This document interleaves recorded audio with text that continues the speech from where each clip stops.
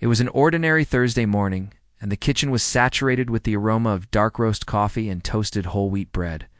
The apartment bustled with the clatter of mugs and the low murmur of the morning news playing somewhere in the background. Scott Langbetter, known to some as Ant-Man, stood at the kitchen counter, sleepy-eyed but grinning, holding his favorite bowl and a colorful box of Honey Nut Crunch. Hope Van Dyne, Scott's partner in both heroics and life, wandered into the kitchen, stretching her arms and arching an eyebrow in his direction. "You know we're adults, right? Breakfast cereal isn't technically a complete meal." Scott flashed a roguish smile. "You say that now, but wait until you see the prize at the bottom of the box." He shook it with theatrical vigor.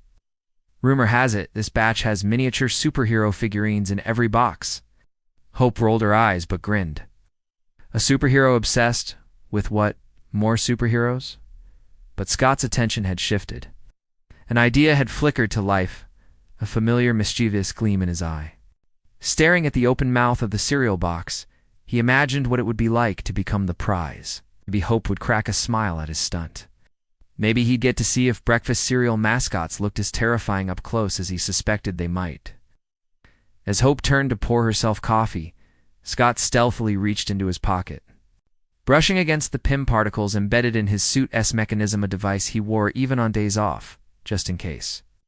Then, with a quick glance over his shoulder, he pressed the trigger. The world ballooned around him, blurring into a vast and looming landscape. In an instant, Scott was barely half an inch tall, clinging to the rim of the cereal bowl. With a perfectly executed leap, he catapulted himself into the nearest adventure, the roomy, cardboard belly of the Honey Nut Crunch box. Inside, it was a universe of golden cereal O's and flying, flaked crystallized honey, vast and tumbling. Scott slid gleefully down a mountain of crispy cereal, the pieces thudding together in slow motion, avalanches around him. He ducked behind O-shaped monoliths and crawled through sticky tunnels. He even paused to shake a tiny fist at the printed face of the neon bee, cheerfully promising more honey, more crunch. But outside, breakfast proceeded as always. Hope set her mug on the counter and reached for the box, oblivious to her partner's shrunken escapade. As Scott dug deeper, a sudden tremor rocked his cardboard world. The box tilted, thunderous in miniature scale.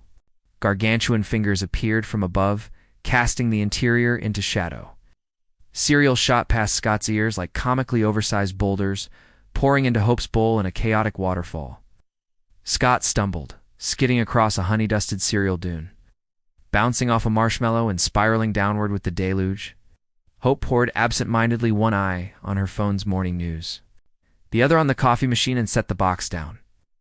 In her bowl, somewhere between the second and third spoonful, she heard something strange.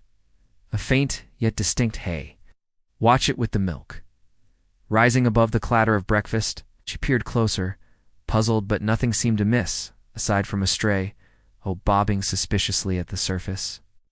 Meanwhile, Ant-Man was slogging his way to safety, battered by tidal waves of almond milk and nearly buried by the stampede of cereal.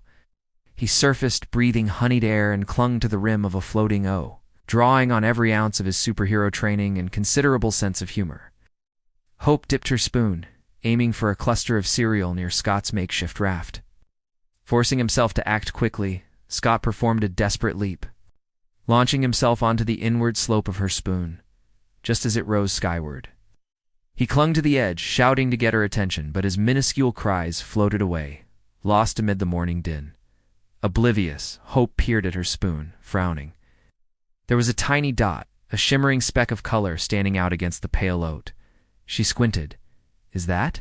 It dawned on her. With calm, measured grace, she lowered the spoon just as Scott scrambled back to the bowl's edge, waving his arms.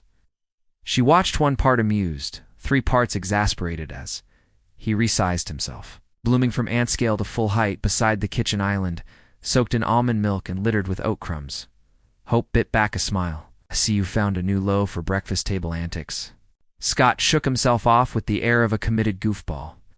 "I was just testing the structural integrity of your cereal. For science." He tossed her a sheepish grin, and Hope couldn't help but laugh, surrendering to the absurdity. She grabbed a napkin, passed one to Scott, and poured 2 fresh bowls, this time checking carefully for any more pint-sized heroes. Scott leaned against the counter, content. Next time I'm going into the toaster, just think of the adventures. Shook her head. Only if you promise not to pop out onto my pastry.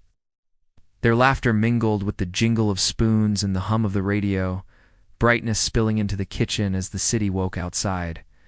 And so, in the ordinary confines of a shared breakfast, Ant-Man managed to turn the simple into the spectacular, leaving behind a kitchen a little stickier, a partner a little more amused. And proof that sometimes the real prize at the bottom of the box is a good story.